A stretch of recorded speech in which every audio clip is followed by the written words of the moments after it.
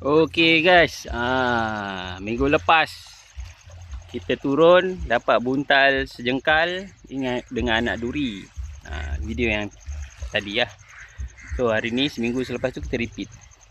Santai budak kecil ni. Kita repeat. Air hari ni macam cantik sikit lah.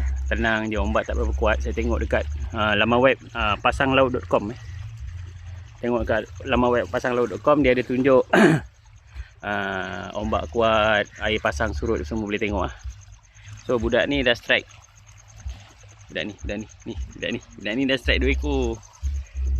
Ni tu lama. Dah 3 lah Adi. Joran ni dah naik 2 ekor. Tu seekor kecil.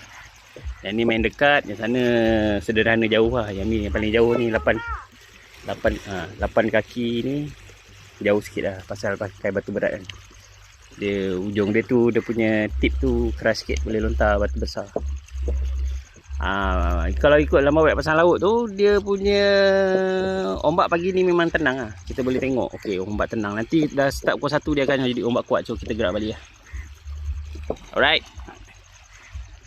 nak tengok berapa hasil hari ni, insyaAllah. Hari ni sekarang dah 3 ekor, kita tengok nanti pukul 1 dan berapa ekor. Baik, lancar. 2 hours later. Okey guys, dah pukul 1:32, nampak tak? 1:32 dah guys. Ikan terakhir naik ni. Haram jadah dari tadi nak melayan dia ni. Tali putus lah, apalah. Mata kail hilang lah. Pakai mata Apollo. Turun 2 mata Apollo, dua-dua mata putus. So nak datang kena tengok air yang macam awal-awal tadi ada gelama. Lepas tu dia dah dekat air macam ni dah macam haram jadah. Sama je hasilnya yang tadi, 3 gelama tu je.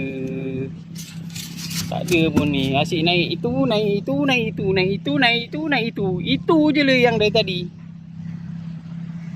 Okey guys, gerak lah. Pukul 1 dah. Bye bye. Okey guys, kalau korang suka video kalau korang suka video macam ni, jangan lupa like, share dan subscribe untuk tengok video yang seterusnya. Bye bye. Bye Cik Untal.